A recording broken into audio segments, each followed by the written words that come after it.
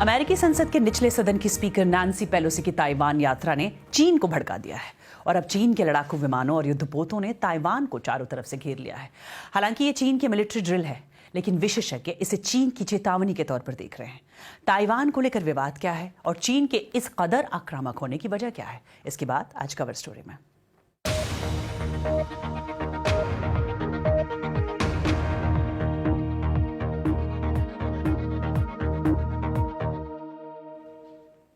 और चीन की ताइवान को लेकर बार बार दी गई चेतावनी को नजरअंदाज कर अमेरिकी संसद की प्रतिनिधि सभा की स्पीकर नैन्सी पेलोसी आखिरकार ताइवान गई, जिससे तनाव काफी बढ़ गया है। ताइवान ने दावा किया है कि पेलोसी के जाने के बाद चीन ने उसके डिफेंस जोन में अपने 27 लड़ाकू विमान भेजे हैं। नैन्सी पेलोसी मंगलवार देर रात ताइवान पहुंची थी और आज उन्होंने राजधानी ताइपे में वहां के राष्ट्रपति साई इंग-वेन से मुलाकात की और उन्होंने उसके बाद ये कहा। मुझे बहुत फक्र है कि आज हमारा प्रतिनिधिमंडल ताइवान आया और मैं ये बात स्पष्ट कर देना चाहती हूँ कि हम ताइवान को लेकर अपनी जिम्मेदारी से पीछे नहीं हटेंगे और हमें अपनी दोस्ती पर गर्व है। और पेलोसी के ताइवान पहुंचने के कुछ ही वक्त बाद अमेरिका ने इस दौरे को डाउन प्ले करने की कोशिश की और ये भी कहा कि अमेरिका ताइवान की आजादी का समर्थन नहीं करता। पर दूसरी ओर ताइवान के राष्ट्रपति साई इंग-वेन ने नैन्सी पेलोसी के समर्थन के लिए उनका शुक्रिया अदा किया। जानबूझकर दी जा रही बड़ी सैन्य कार्रवाई की धमकी के सामने ताइवान झुकेगा नहीं। हम अपने देश की संप्रभुता को कायम रखने और लोकतंत्र को बचाने के लिए अपनी कोशिश में लगे रहेंगे। और देखिए ताइपे में मौजूद बीबीसी संवाददाता रूपर्ट विंगफील्ड हेज की ये रिपोर्ट। अटकलें तो कई दिनों से लगाई जा रही थीं, लेकिन तब अटकलों पर विराम लग गया जब चीन की आपत्तियों को दरकिनार कर नैन्सी पेलोसी का विमान ताइवान पहुंचा और वो बीते 25 साल में ताइवान का दौरा करने वाली अमेरिका की सबसे वरिष्ठ राजनेता बन गईं। चीन कई दिनों से चेतावनी दे रहा था कि वो हाथ पर हाथ रखकर नहीं बैठा रहेगा और ऐसा नहीं होने देगा। अब हम चीन की प्रतिक्रिया देख रहे हैं, जो ताइवान के आसपास समुद्र में बड़े पैमाने पर सैन्य अभ्यास की शक्ल में नजर आ रही है। चीन ने यदि गलत रास्ते पर चलना जारी रखा तो हम अपनी अखंडता और सुरक्षा हितों की खातिर कड़े कदम उठाएंगे। ताइपे का माहौल शांतिपूर्ण है। ताइवान की सबसे ऊंची इमारत को जगमग कर नैन्सी पेलोसी का स्वागत किया गया।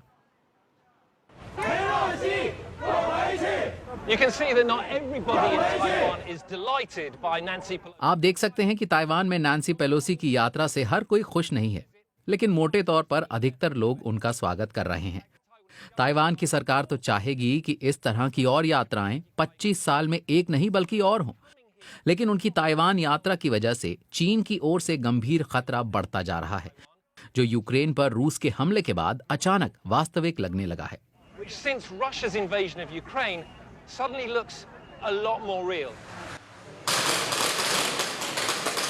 ताइपे से आधे घंटे की दूरी पर बंद पड़ी इस फैक्ट्री में ताइवान के युवा बंदूक चलाना सीख रहे हैं। यूक्रेन पर आक्रमण के बाद इस तरह के कोर्सेज के लिए दाखिले 50% बढ़ गए हैं। ज्यादातर नए लोग महिलाएं हैं। पास में ही जे लेई और उनके दोस्तों की एडवांस ट्रेनिंग चल रही है। वो एक टीम की तरह काम करना और घायलों को निकालना सीख रहे हैं। वो पहले मौज के लिए ऐसा करते थे, लेकिन अब वो इसे गंभीरता से ले रहे हैं। ये मेरा देश है, मैं इसे बचाना चाहता हूँ। मैं यहाँ अपने परिवार के साथ जिंदा रहना चाहता हूँ। कुछ आलोचकों का कहना है कि ताइवान चीन के खतरे से निपटने के लिए अमेरिका या किसी और देश की मदद चाहता है। वो दिखाना चाहता है कि लड़ने के लिए तैयार है। ताइवान के ये युवा नैन्सी पेलोसी को और बाकी लोगों को भी यही दिखाना चाहते हैं। और नैन्सी पेलोसी के ताइवान दौरे को दुनिया भर में अलग अलग तरीके से देखा जा रहा है।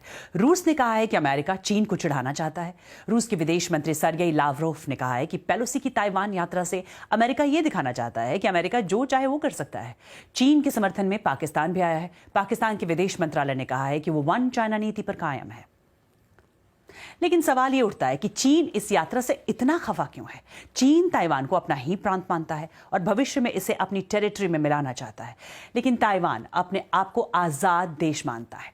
दूसरे विश्व युद्ध के बाद से ताइवान चीन के नियंत्रण में आ गया था, लेकिन इसके फौरन बाद चांग काई शेक के नेतृत्व में चीन की राष्ट्रवादी सरकार समर्थित फौज और माओ त्से-तुंग के नेतृत्व वाली कम्युनिस्ट पार्टी के बीच सिविल वॉर छिड़ गया।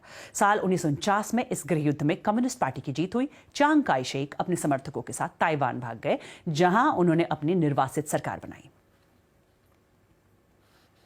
और उसके बाद से ताइवान के चीन से रिश्ते हमेशा से तनावपूर्ण रहे।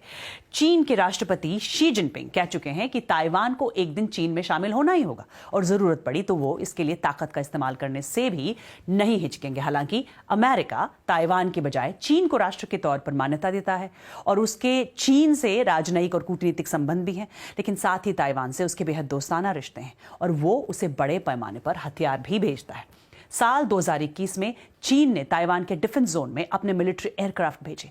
ताइवान ने इसे उकसाने वाली कार्रवाई कहा। यह तनाव तब और बढ़ गया जब एक ही दिन में चीन के लड़ाकू विमानों ने 56 बार ताइवान की सीमा में दखल दिया और इसी साल मई में अमेरिकी राष्ट्रपति जो बाइडेन ने कहा कि जरूरत पड़ी तो अमेरिका ताइवान की सेना का बचाव करेगा। और चीन के विदेश मंत्रालय ने कहा है कि पेलोसी की ये यात्रा चीन की संप्रभुता पर हमला है। अब चीन ताइवान के आसपास के इलाके में मिलिट्री ड्रिल कर रहा है। बीबीसी संवाददाता स्टीफन मैकडॉनल्ड इस पर ज्यादा जानकारी दे रहे हैं। The Chinese government promised a military response to Nancy Pelosi's visit, and चीन ने कहा है कि वो नैन्सी पेलोसी की यात्रा का बेहद आक्रामक जवाब देगा और वही हम देख भी रहे हैं। हालांकि कई लोग इस ड्रिल को देखकर ये सोच सकते हैं कि इसमें क्या बड़ी बात है, लेकिन ताइवान के चारों तरफ चीनी सैन्य वाहन, सैनिकों और हथियारों का जमावड़ा लग चुका है।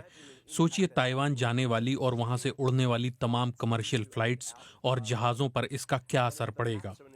चीन की सेना ने इस ड्रिल के लिए जो नक्शा मुहैया कराया है, उसे देखने पर साफ पता चलता है कि चीनी जहाज ताइवान की समुद्री सीमा के भीतर तक दाखिल हो चुके हैं। अब समस्या यह है कि चीन अपने इस हमलावर रुख से पीछे कब और कैसे हटेगा। क्या हर साल चीन ऐसी ही ड्रिल करेगा? अगर इससे अमेरिका के रवैये में बदलाव नहीं हुआ और अमेरिकी नेताओं का ताइवान आना जाना जारी रहा तो क्या होगा? क्या फिर चीन की सेना और आक्रामक रुख अपनाएगी और ताइवान की सीमा में और मिलिट्री भेजेगी? साफ तौर पर चीन का रवैया बेहद हमलावर है। कई विशेषज्ञ कह रहे हैं कि दोनों देशों के ये कदम बेहद चिंताजनक हैं। as saying that it is worrying in terms of where both sides go in terms of Beijing and Washington from here on in.